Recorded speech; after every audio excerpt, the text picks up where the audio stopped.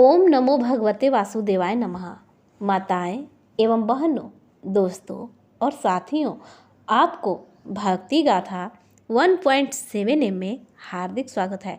तो दोस्तों, आज हम सुनेंगे कार्तिक पूर्णिमा की व्रत कथा। हिंदू धर्म में पूर्णिमा तिथि का विशेष महत्व है। यह हर महीने के शुक्ल पक्ष के 15वें दिन पर होती है, लेकिन कार्तिक मास में पड़ने वाली पूर्णिमा का और भी ज़्यादा महत्वपूर्ण माना गया है। इस दिन लोग गंगा या पवित्र नदी में स्नान और गरीबों को दान करते हैं। माना जाता है कि ऐसा करने से कई गुना पुण्य फल मिलता है। इस साल यह 27 नवंबर को पड़ रही है। तो आइए सुनते हैं कार्तिक पूर्णिमा की व्रत कथा। एक पौराणिक कथा के अनुसार तारकासुर नामक एक राक्षस था। उसके 3 पुत्र थे, तारकच, कमलाच और विधुन्नमाली। तारकासुर बहुत ही बलवान था। उसने धरती व स्वर्ग पर अपना आतंक मचा रखा था, जिससे परेशान होकर देवताओं ने भगवान शिव से उसका अंत करने के लिए प्रार्थना की।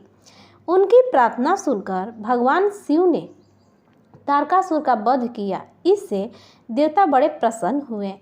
उसके 3 पुत्रों को यह सुनकर बड़ा दुख हुआ और उन्होंने इसका बदला लेने के लिए ब्रह्मा जी की घोर तपस्या की। उनकी तपस्या से प्रसन्न होकर ब्रह्मा जी ने तीनों से वरदान मांगने को कहा। तीनों ने ब्रह्मा जी से अपने अमर होने का वरदान मांगा। ब्रह्मा जी ने अमरता के अलावा कोई दूसरा वरदान मांगने को कहा।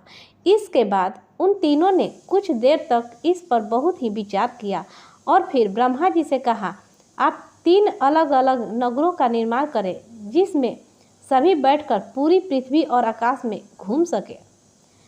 1000 साल बाद जब हम मिले तो हम तीनों के नगर मिलकर एक हो जाए।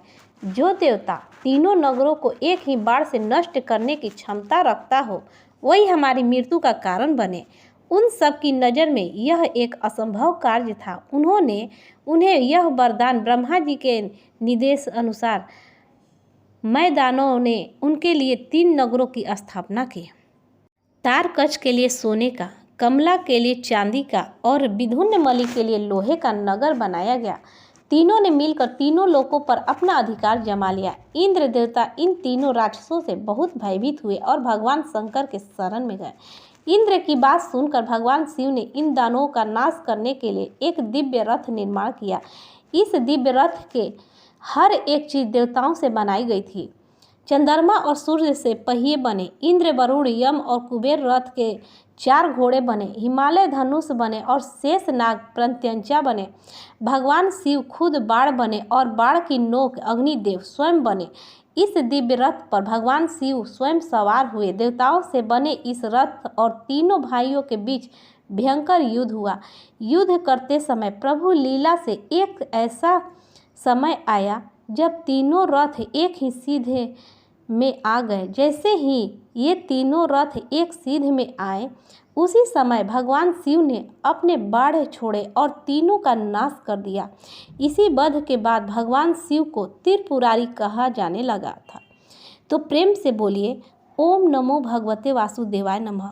दोस्तों, अगर आपको हमारी वीडियो अच्छी लगी हो तो लाइक, शेयर, कमेंट एवं सब्सक्राइब जरूर करें।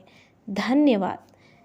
तो प्रेम से बोलिए शंकर भगवान की जय, समस्त देवी देवताओं की जय।